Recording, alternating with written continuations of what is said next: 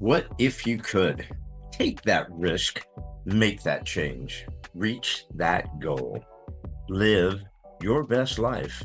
Welcome to another episode of the What If You Could podcast, where we get together with amazing experts and everyday people who share challenges, encourage healing, and explore the possibilities that life has to offer. I'm your host, Gary Scott, and I'm excited that you're along for the ride. Hey, everybody. Welcome to another episode of What If You Could. And today's guest is a plethora of fun stuff. She's a little Meg multitasker. She's a plethora of stuff. We've got Tera Lane, right? Tera Lane. Yeah. Mhm. Want to make sure I don't screw that. Hi, Tera Lane. Hi, Gary. How How are are you? you? It's a pleasure. Thanks for inviting me. Oh, this is going to be fun. I know this is going to be fun. So thank you for coming along. I have a great bio for you, and I'm going to go ahead and rip through the bio so people know who we're playing with and know a little bit about you, and then we'll kick it off. Excellent. Good to go. Okay. The golden touch of Tera Lane. There's a little mega multitasker who lives among us. Tera Lane, who has found much to wrap her talented hands around, from a licensed real estate agent to Feng Shui consultant to greeting card designer to TV host. This personable phenom has left her indelible stamp all around the Coachella Valley and the world. And the world, I want to add that in there. With a Of course. background, with a background in radio management, sales manager at KEZN radio and television shows, and on-the-air talent as KMIR-TV's weather personality, movie hostess, as well as award-winning sales talent. Tera soon followed with her own TV show called Tera on the Town. Her experience in modeling and voiceovers has earned her awards in the media industry, as well as College of the Desert spokesperson. Tera's training and continued self-improvement includes extensive acting courses, voice, dance, drumming lessons, along with stage performances in productions such as Pippin, Chorus Line, and The Last of the Red Hot Lovers. Tera Lane is also a graduate of Western School of Feng Shui in San Diego and from the American School of Feng Shui, where she trained with Feng Shui Master Larry Singh. She is a certified soul coach. We're going to talk about what that is because I just love the title, soul coach, and has trained previously with Denise Linn, an internationally known healer and Feng Shui authority. Tera possesses a natural talent for creating beauty and balances herself and others. She holds a bachelor's degree in psychology and human interaction from San Diego State and has a cosmetology license to add to her list of talents. In addition, she brings to the table a wealth of knowledge of herbs and natural healing to her impressive list of qualities. She's an advocate of utilizing nature and the old ways for enhancement and empowerment of life. She has been a professional sidereal astrologer and tarot card reader for over 40 years.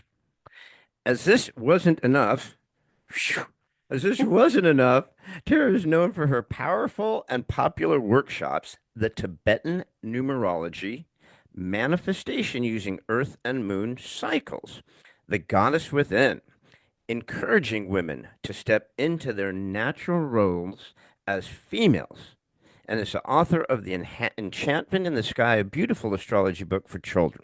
She has also written horoscopes and articles for the publication Distinctive Homes and Living. Tara is a wonderful public speaker and powerful teacher of the mystical sciences.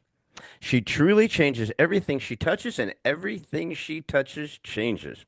Currently, Tara lives in East Tennessee with her husband, Simon Leone, and they perform music for various venues under Simone and Tara Entertainment. Whew. Okay, we can go now. Okay. Thank you. That was fun. Good night, everybody. Wow, kiddo. That That's took half the show. No. that's some crazy stuff. I mean, there's so much there. And I want to get into all of it, but because the podcast is called What If You Could, right? So I like to ask a silly question that says, what if you could manifest all these amazing things that you do, all the powerful change and stuff. What if you could manifest it all together for world change or to encompass everything at one time? I mean, what would you do? What would be the one that you tie in to kind of cure this world that's so messed? What if you could do that? Well, if I could, I would just help to bring up individuals' vibrant vibration so that they vibrate on a higher frequency and open up their third eye so they can see things for what they really are, not what we've been brainwashed into believing. I think that would make a huge difference. And then let everyone sort of go on their own path, their own whatever resonates with an individual in terms of what their interests are. I encourage people to do that. I'm getting ready to host a winter solstice ceremony. And what I ask of my guests is that they bring to the ceremony the gifts that were given to them by the universe. So it's kind of a challenge sometimes because it's not, I don't want them bringing little gifts with bows and stuff. I want them to share what they've been given, whether it's art, um, music, poetry, anything that comes from the heart, comes from within, you share with the group. So this Cooking, so this isn't a physical gift. You want them to bring something, they survived cancer or they've discovered at 80 years old they're, a painter. Is that what you're saying? things like that. Yes. That's awesome. That's awesome. Do there's so much on your and thank you for that, by the way. And that kind of ties into, I guess, I don't have questions. I don't write down questions because it's boring if I just keep asking questions.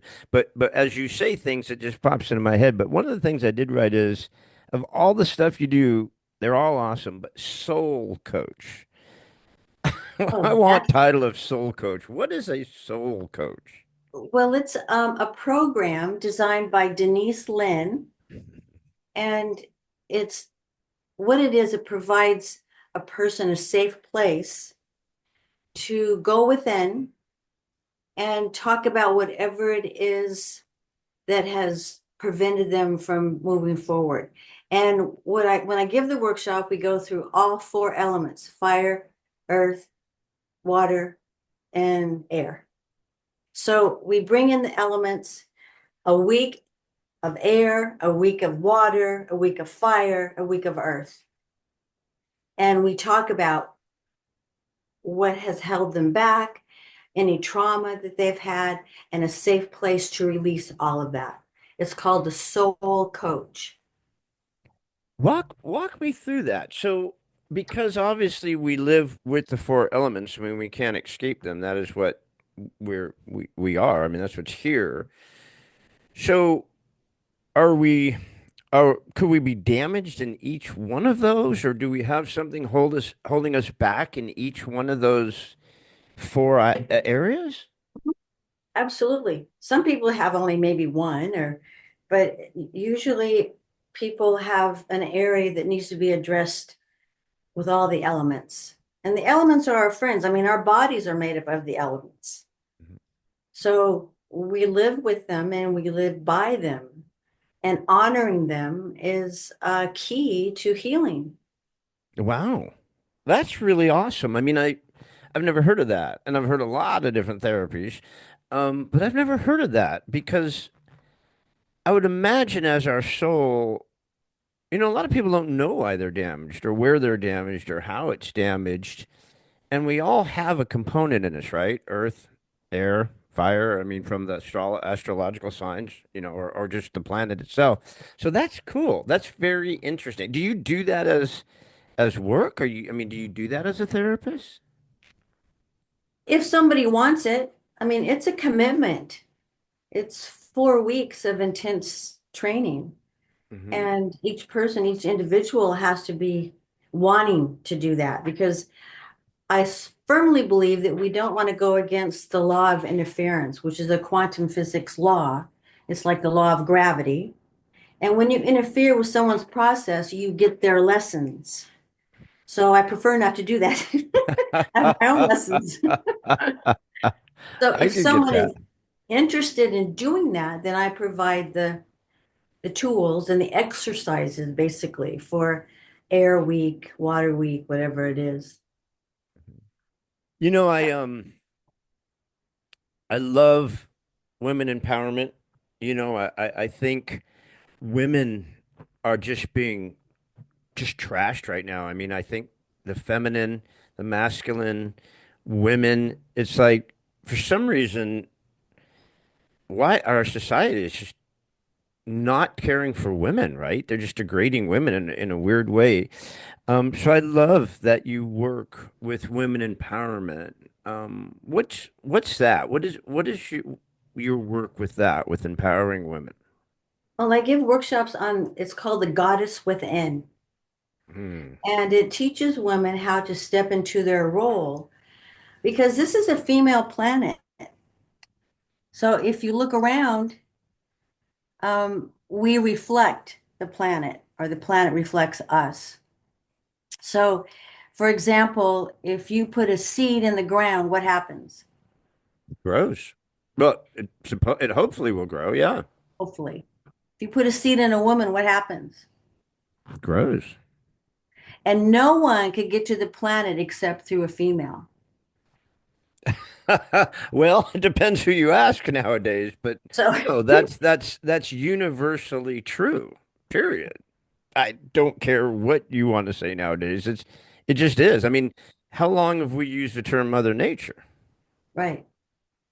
She is the goddess of the planet. I mean, Mother Nature rules the roost. It's been out there forever. Um, so the goddess within, it's an actual course. It's a training. Is it It's a one-on-one? Is workshop. it group or? It's a workshop I give as a group for females. That's awesome. That's awesome. Yeah, You it know, is. I That's a think fun one. I think we have so much confusion with young women now. It's we all went through phases. I mean, I'm 61, people, way back went through phases. We all went through fads and stuff, right? But it seems like the fad now is cutting off body parts and changing who you are. It's the most bizarre thing. I think younger women need to understand the goddess within. They do. They sorely need it, because they are the keepers of the planet. And in drumming, in most ancient societies, the females would get together during the new moon and have drumming circles. And then the full moon is for everyone. I talk about that in my manifestation workshops. And it's crucial for females to really step into their roles. I don't really give a lot of credence or a lot of worry about the the dysfunction of society in terms of how they treat women and this confusion of what gender and so forth. It's just nonsense and it's not going to sustain. It just won't happen because it goes against the nature of the planet. So, I mean, it's pretty sick in my opinion, but I don't. Why do you think it's happening? Why do you think all of a sudden we have to call women birthing people and men are women of the year now and men dominate women's sports? I mean, where are all the feminists? Why aren't they standing up to say, whoa, whoa, whoa, wait a minute. No, women are women, dude. We own this, all right? We've got this. You guys find something else you want to goof around with. I mean, why do you think this is happening right now? I think they just get off their track, off their spiritual track, because to be truly spiritual, you have to embrace the fact that women do own the planet and should be running the planet. But this happened actually in the fifth century with Constantine. He was the ruler of Rome at the time. I know he was a pretty awful guy, but he was also a pagan. And when he saw the pagan and Christian wars that were happening, the Christians were winning. And so he declared Christianity as the church of the state during the fifth century. And you have to understand that the church has always been envious of the power of females. And they have suppressed the female energy for centuries. It's not just lately, it's been a long time. But from what I understand and what I get, spiritually speaking, is that uh, there's a promise that the goddess energy will come back like it was during the Celtic times. And women will be once again honored in the role that they're meant to be. It's not a competition between man and women, it's just not a competition, and men need to embrace that fact that it's not, women aren't here to make you feel insecure. They're here to aid you, to help you.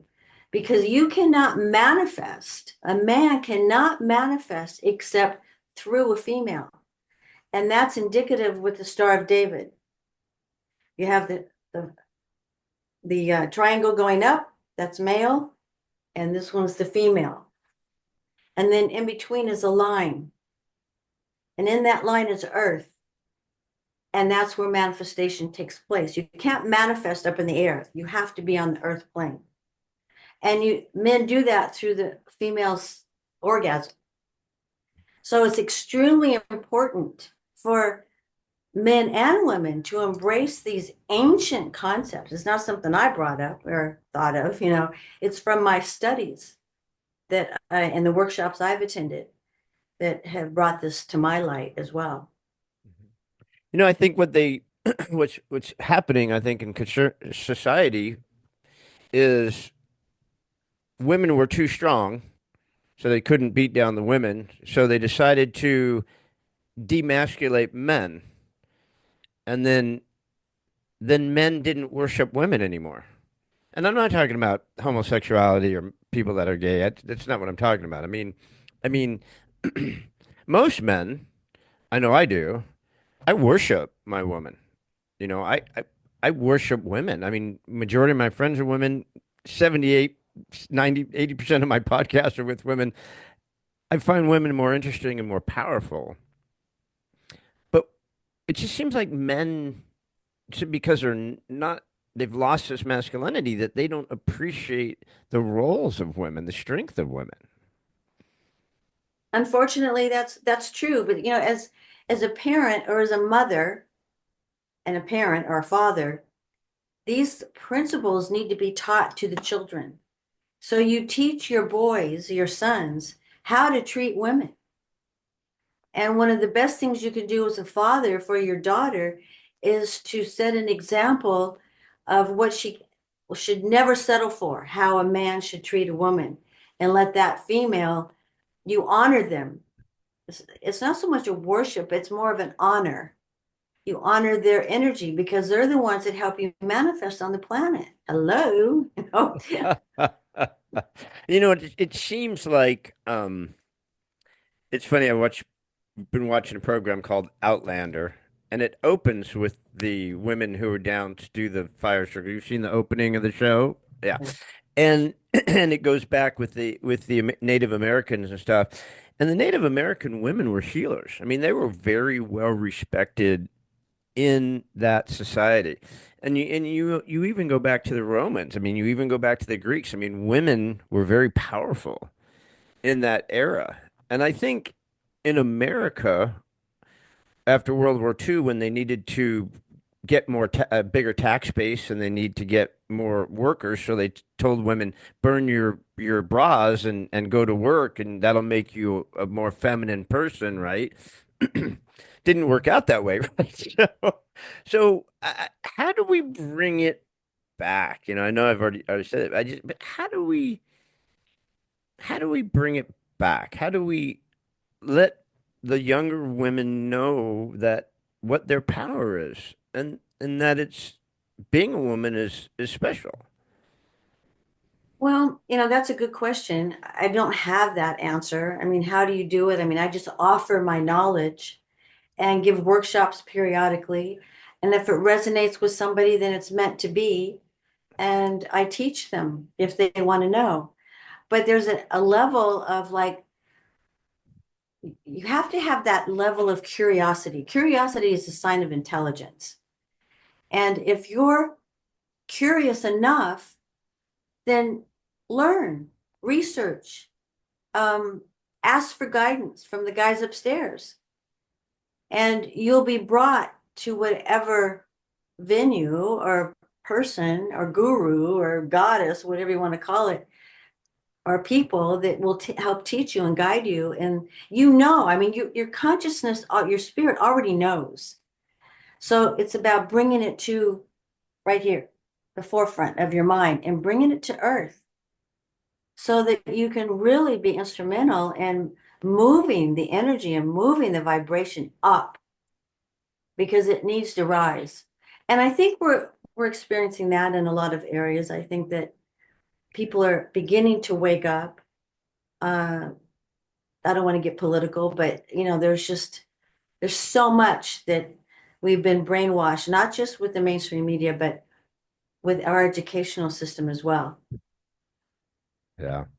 So And I think it started, a good 40, 50 years ago. I think longer than that, Yeah. unfortunately. Yeah, it's been going on for a while. And I mean, I don't know why we all chose to be here on the planet. And I have to tell you, I didn't wake up until like about 4 years ago. And all of a sudden I went, what the hell is going on? And never wore a mask, would never be vaxxed. And I just really got incensed by people that were. It was like, how stupid can you be? You Well, haven't, it was trust the science, right? yeah, I mean, the phrase trust the science is the most unscientific sentence you could ever say, right? It's like, no, no, no. Science isn't, it doesn't just, okay, we've come up with this and we're done. Otherwise, we'd still be throwing leeches on ourselves and we'd still be boiling people and bleeding. We'd be bleeding people when they got a cold, right? I mean, science changes. You have to constantly question it. And when you get your ass kicked for questioning science, you have to wonder to yourself, what are they hiding? Why can't we exactly. question this? This is bizarre to me. Exactly. And a thinking mind will always question. A critical person, a critical thinking mind will always question. So that's how you find your students. It's their brilliance that comes to the table. And I always bow to people who ask questions and intelligent questions. Mhm. Yeah. So, I used to be my entire life an incredible manifester. I just was. And when my wife passed 10 years ago next week, um, I just lost it. It went away. I don't know if I didn't want to use it. I didn't know what I wanted. I didn't know where I was going. I just lost half of me, right? I mean, half of my body, someone I grew up with for almost 30 years was gone, right? So you do a manifestation class using Earth and Moon cycles. So a person who used to be a good manifester and has lost it, how would I get it back? Start paying attention to the earth cycles and the moon cycles. They have eight, and eight is the number of manifestation. So there's eight cycles in the moon and there's eight cycles with the earth. And in the workshop, I teach people how to do that. It's called a manifestation workshop. And it's actually the ancients' way of doing things. They've done it that way for many years. Would, a lot of people think of manifestation as just, man, I hope I hit the lotto, or I wish I could meet a great guy or great girl, right? But manifestation is so much deeper and different than that, right? Yes, it is. That's kind of like third dimensional thinking. And you have to understand too that people go, well, I want to manifest money. Well, let me explain this. Universe and spirit doesn't know money. Okay. They don't know what you mean by money. So your wording has to be very clear, concise, and you have to stay in the now because the future is not promised to anyone. And timing is divine. we're really not privy to timing. So when I'm doing my What psychic, did you, wait a minute, I'm sorry. What did you say? Timing is divine? What did you say? yes, Timing is divine. Okay, I'm sorry. timing is divine. So you don't want to interfere with the universe on their timing. It's their time, not our time. And people have a tendency to go, well, next week, next month, next year. The universe doesn't know time on the planet. There's no time here for the spirits. We only have time, and the clock is relatively new to the planet. We used to have dark time, daytime.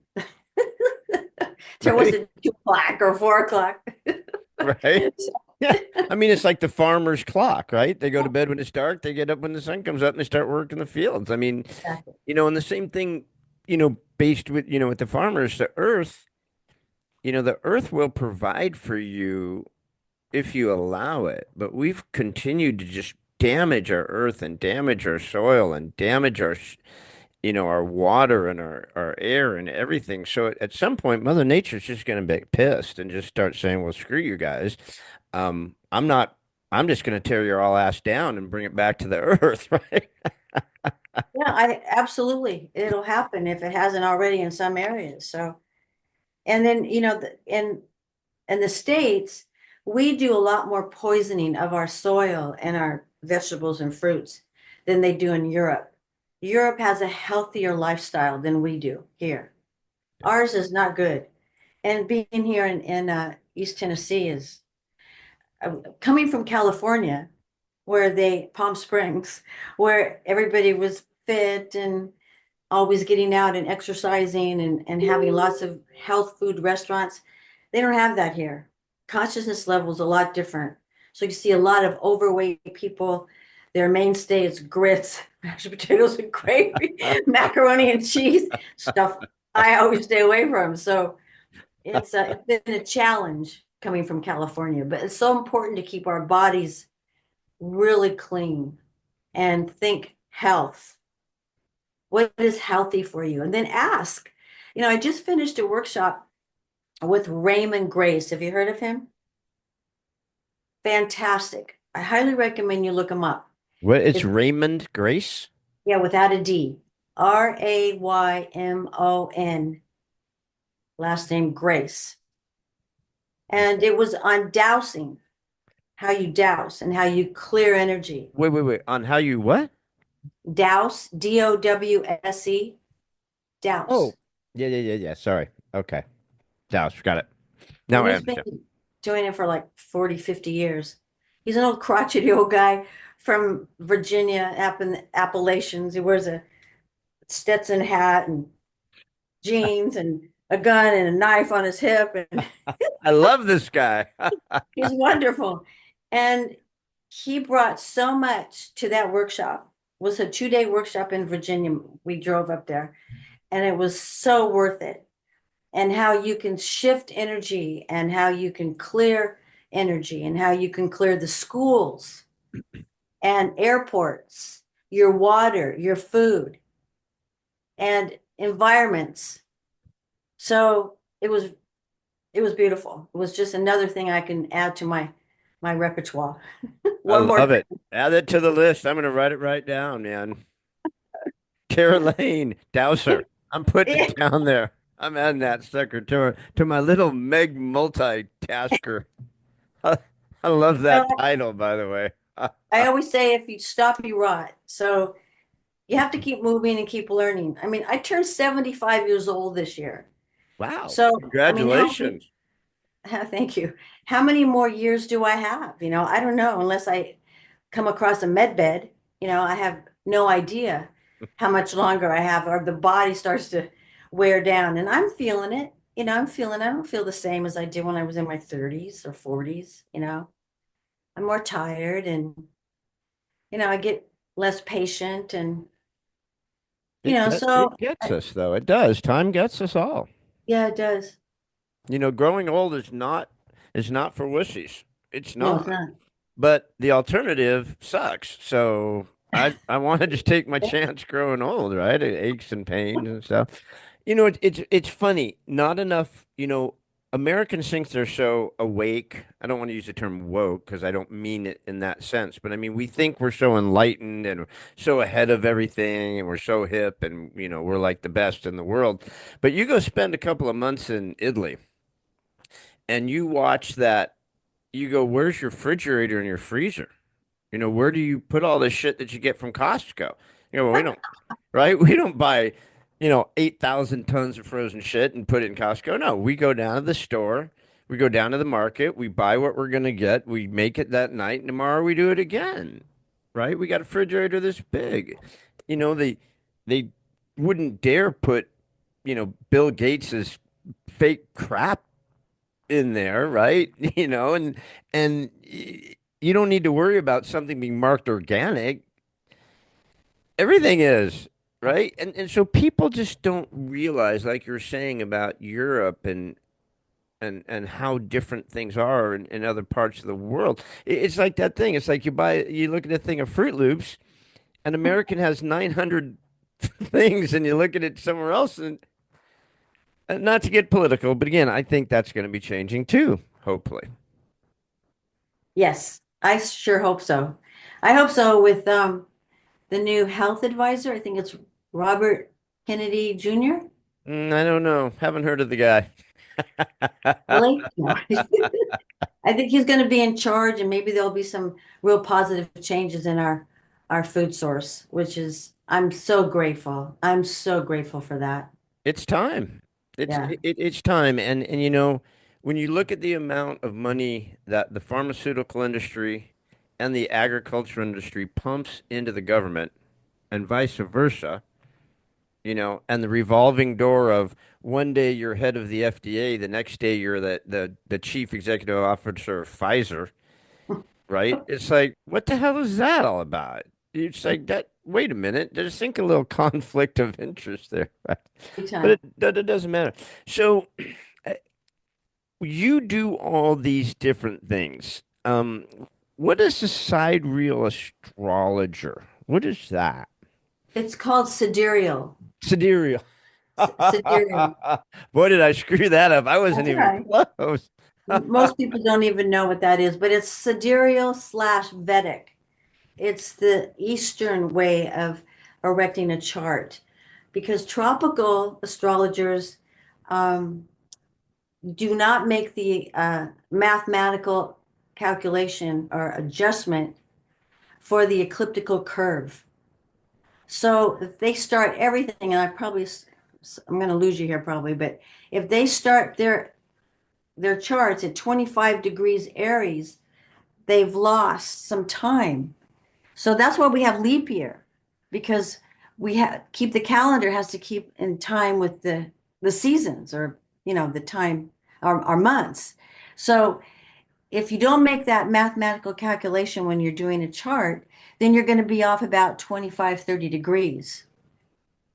So I started out being a tropical astrologer, and when it was brought to my attention that I was doing it incorrectly, that I didn't make that mathematical allowance, I couldn't in good faith charge people for doing their chart unless I did it correctly.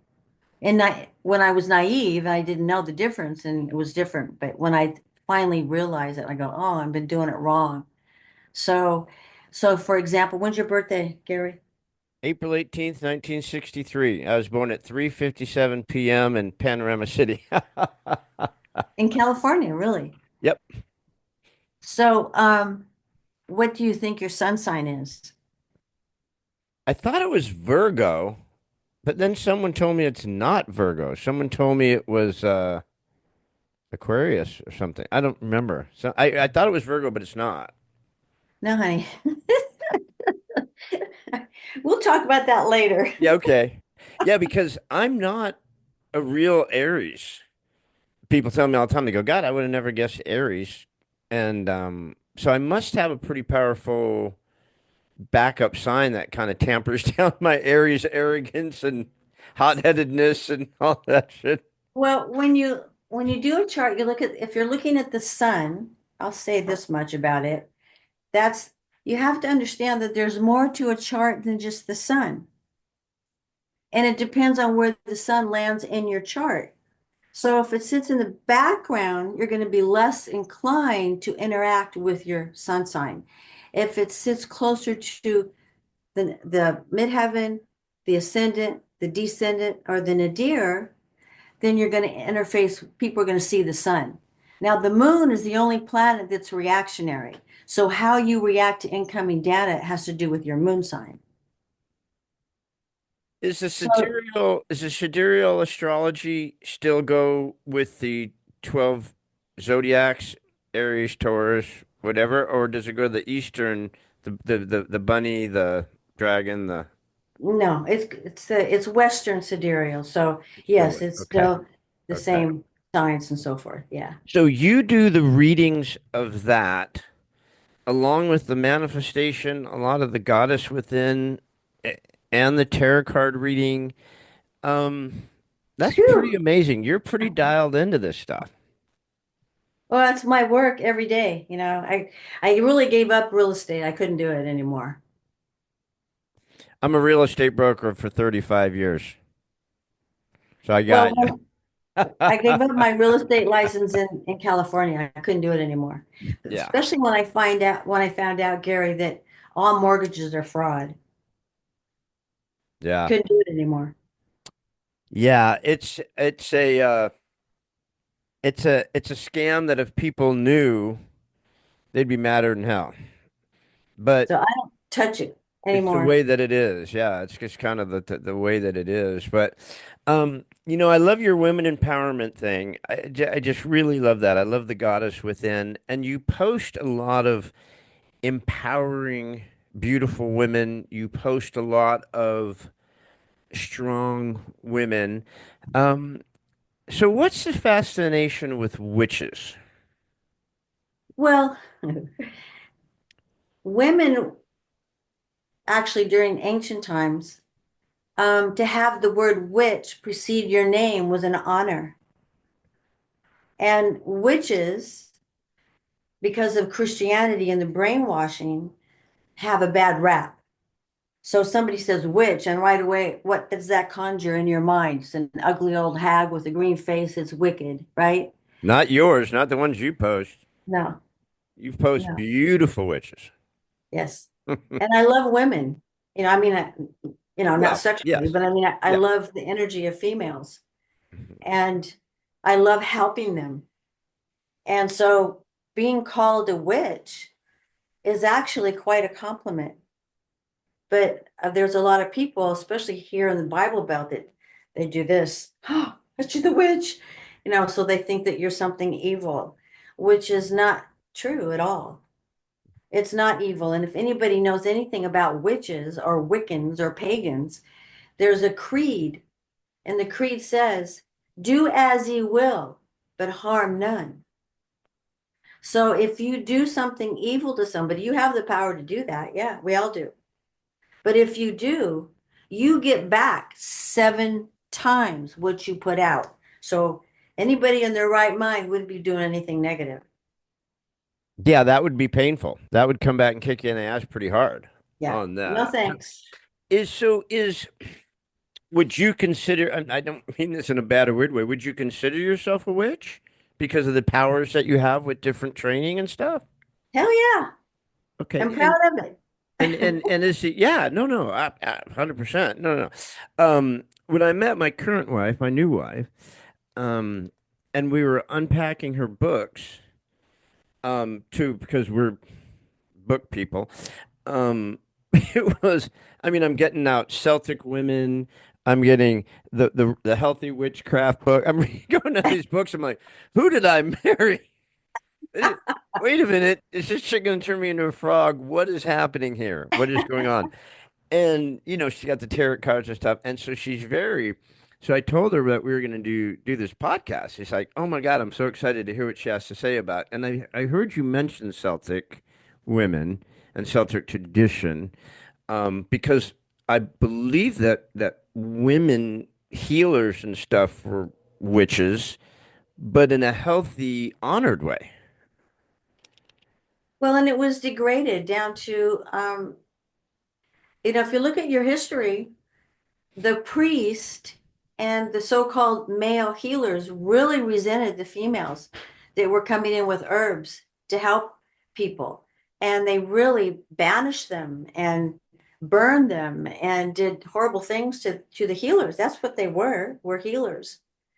And it's, you just, I mean, it's everywhere. And it's unfortunate, but that's the result of being brainwashed and the result of fear. Fear is a very powerful weapon. I mean, just ask Hitler. So I mean, if he was still here, but he was very successful in instilling fear in people. I just did a great podcast. Actually, I think he just got posted. Mark McDonald, and he wrote two books: Freedom from Fear and 12 Steps of Fear, or something like that. Two great books. We had a great podcast.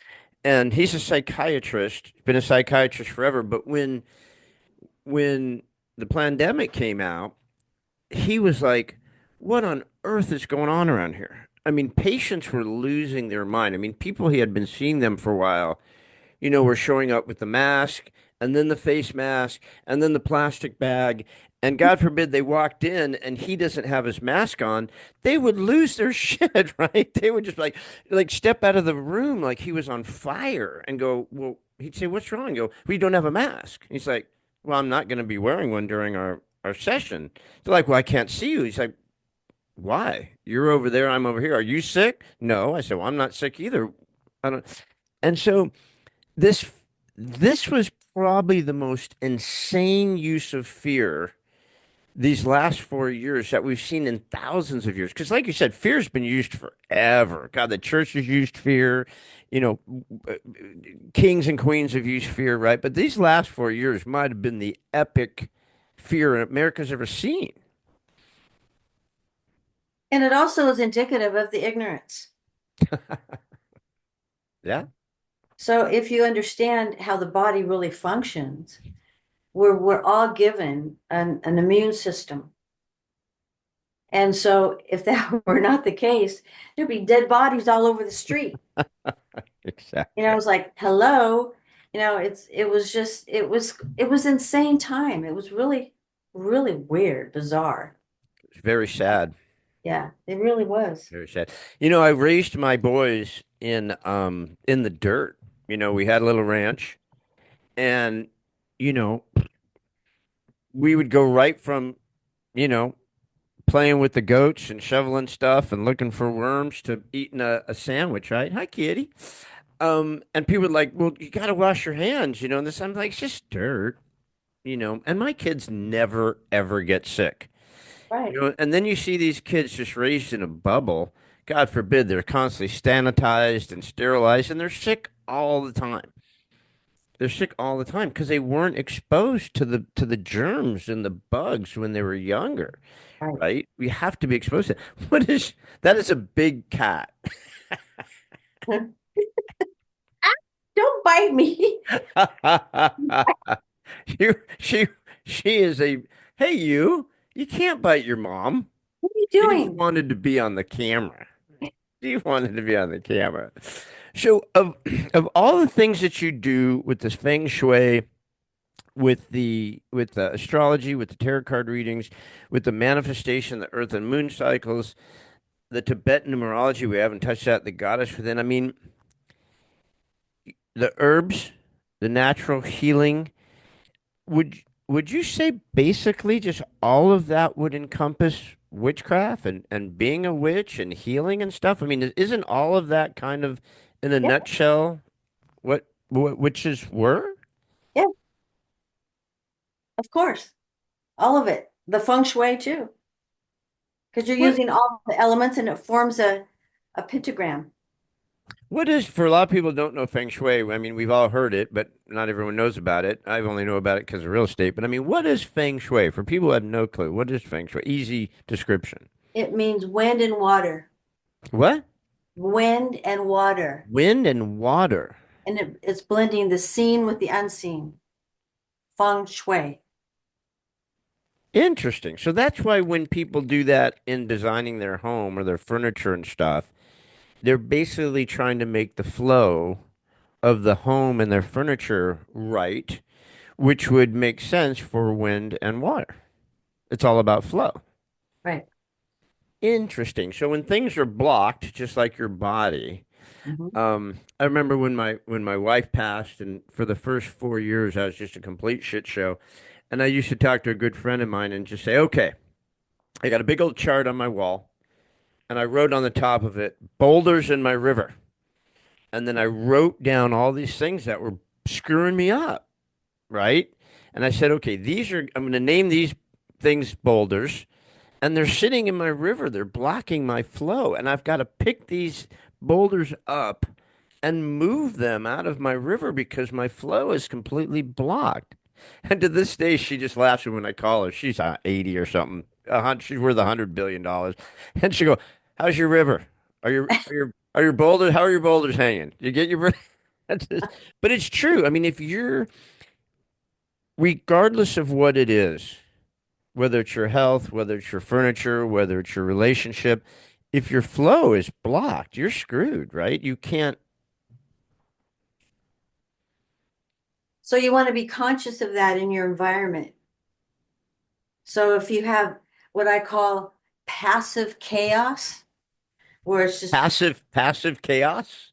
passive chaos, where it's just stuff in the closet or stuff on the floor where you haven't addressed it, needs to be addressed. And then there's active chaos. Active chaos is when you're in the middle of painting and you have paints and brushes and so forth, because you're actively doing something. That's different than passive chaos. So passive chaos is a killer. That you don't want. Yeah, we all have that though. I mean, that's a massive, I mean, that's why storage facilities are such big winners because we just keep storing crap and that you never even go get and I'm constantly decluttering the house and getting rid of crap and because it does block you. I mean, if my desk is too cluttered, I can't focus.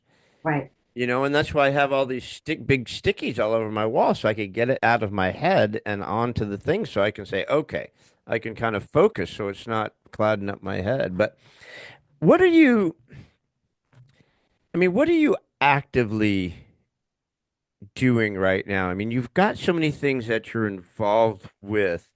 I mean, what are you actively, like you said, you're 75, you only have probably 25 or 30 years left. I mean, what are you actively going, this is what I really want to focus on. This is where I'm getting my juice at 75. I would say my work, which is reading tarot cards. I work for a company in Australia. So I get calls from Australia and New Zealand, and I read the tarot.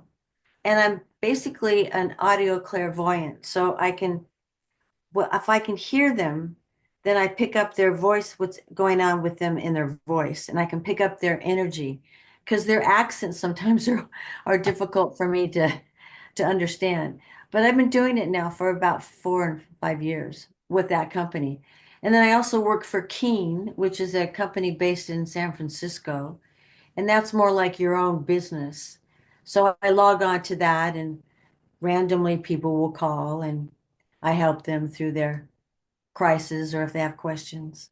That's That and awesome. right now I'm preparing for the winter solstice celebration. So, and that's like a full-blown uh, ceremony where everybody has a part and we talk about the biblical, shouldn't say that way. Okay, we talk about the metaphysical true meaning of Christmas as opposed to what we've been brought up with.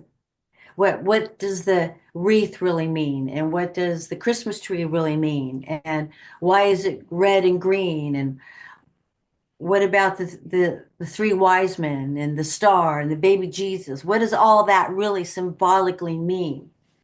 It's not literal. So we go through that story So where do you do this? How do you pull this off? Is this an event that you sponsor and do and invite people to, or how do you pull that off? in my home. Right on. And so it there's religion, then there's spirituality, then there's organized religion, and then there's kind of woo-woo spirituality. It seems like with all the different things, you're very tuned in. You're very locked in. That's pretty awesome. Have you been doing this? I mean, you've been reading tarot cards for 40 years. I mean, have you always had this spirituality for all 75 years? I think I did as a child. I was really attracted to all of it. My favorite holiday was Halloween. I can see that by your posts. You post some smoking hot Halloween witches, man. I love I've Halloween. saved a couple of. Since I can remember that and the feel of it all. And so, yeah, it's just a mystical time for me, and I embrace it. And I was raised a Mormon and then went to born again Christian, and I've done the gamut, done all of that. And then I came back and started really exploring what my heart said. And that's when I got into metaphysics, and I dropped all of the religious stuff and said, no, it's not for me. I love it. I love it. And like I said, that woman empowerment. You're obviously a beautiful woman. You're a strong woman. You're very smart. You're very empowered. You're blessed by the spirit. So, I'm glad that you embraced that and went with it. A lot of people don't. A lot of people hide it. They feel it, but they don't ever acknowledge it or let it out. They're afraid of it, maybe. They're afraid of the power of it. Um, so with all that you've done and all this wonderful stuff, how the heck did you end up in a band? Well, that was from my husband, Simon. Uh, we met in 1974 when he was Rico Suave singing drummer in a band back then, Ooh, and 1974 was a sweet time to be in a band, man. There were some yeah, great bands back then. Ooh. very talented. But he lived in Manhattan Beach, and I was living in Palm Springs. So in those days, there was no cell phones, no computers. So if we wanted to connect, one of us had to drive. So we did that for a while, but I had two kids, two little kids, and he was on the road, you know, he had gigs on the road and they went to Alaska and all these other places. So our relationship kind of went like this. And then we came back together on Facebook 39 years later. No shit. Yeah. Wow. So he's kept his music. And when we Wait, wait, got wait, back wait, wait, wait, wait. together, So did he? So did you guys completely lose track for 39 years? Who found who on Facebook? he found me. No kidding. But he had a hard That's time because I changed my name because in numerology, the name I was given at birth was not a good name for me. So I changed it to be numerologically correct. So he had a hard time connecting. He goes, that girl looks so familiar, but I don't remember her being Tara. That wasn't her name. So wow. So he just reached out and said, "Hey man, remember me? yeah, I'm that suave drummer from yeah. Manhattan Beach." Are you who I think you are? That Yeah. is awesome. That is awesome. Now, 1974, so was he doing his own stuff or was he doing like Led Zeppelin and Rolling Stones? I mean, what was he doing in 74? He was in a band called The Glass of Sherry at the time, and he did a lot of Tower Power, soul, rhythm and blues. That was his style. So Nice. that's what we do now because he has his drum set, and I play the drums too. I love the drums. He helps me. He's the musician. I'm the entertainer. Okay. Well, I know you're good with drums just because that's your spiritual thing, right? So drums Love are it. kind of like Yeah. your thing anyway. So you guys met 39 years later, got together and were like, "Hey, let's make this work, man. Let's rekindle this thing." Yep. Now we've been married for 10 years. Oh, that's awesome. He's 81. He'll be 82 this month. He's gonna be 82. You're 75, and you two are rocking. Yeah. You guys are rock stars. 75, 80. You're like freaking Paul McCartney, man. I don't know about that, but yeah. Well, think about it. I mean, we had a thing out here. Remember, we have Coachella. You're from the desert, so you know Oh yeah. Coachella, right? So we had Old Chella. They called it Desert Trip. Do you remember when that happened? Yeah. So I went to Desert Trip, and they had Bob Dylan, and then the Rolling Stones, and then they had oh my God, Neil Young open for Paul McCartney, and then they had the Who open up for Roger Waters, right? It was incredible. I mean, it was incredible. Paul McCartney at the time was probably 77 and just killed it. I mean, all of them. I mean, and today you watch these guys in their 70s heading to 80 and they're rocking it. It's amazing. I think that's what keeps them alive, Gary. I would imagine they don't need the dough, Right. right? I mean, but where else can you get that Jones? Where can you get that juice? You can't get it from drugs anymore in your 70s. You can't get it from alcohol. You can't get it from sex. I mean, where do you get that vibe from hundreds, maybe thousands of people just vibing you of massive love? Where else can you get that? I couldn't imagine you could quit that, right? Yeah. Once a musician, always a musician. You don't ever give that up. That's awesome. Well, you've been so giving and so caring. I just you got so much. I could go on forever, but I'm grateful for your time. But I do have one last question, if you Sure. don't mind. Sure. So I always ask people at the end of the podcast, and I don't give it to them ahead of time. But anyways, I just it doesn't have to be an answer to anything we talked about. It doesn't have to be anything, the music, the witchcraft, the readings, or anything like that. But if you were to leave the viewers with one thought that just was like it's close to Tara's heart, something that you want people to know or feel, or if you had one message that you want to leave everybody, what would that be? Follow your heart. Listen. Listen and pay attention to nature. There's answers in nature. I love it. I love it. You know, and we've got our head, we've got our heart, and we've got our gut. If you follow your head, you're screwed. Sometimes your heart will leave you astray, but your gut never leads you wrong. That's But you right. do have to follow your heart, and it looks like you have followed your heart forever.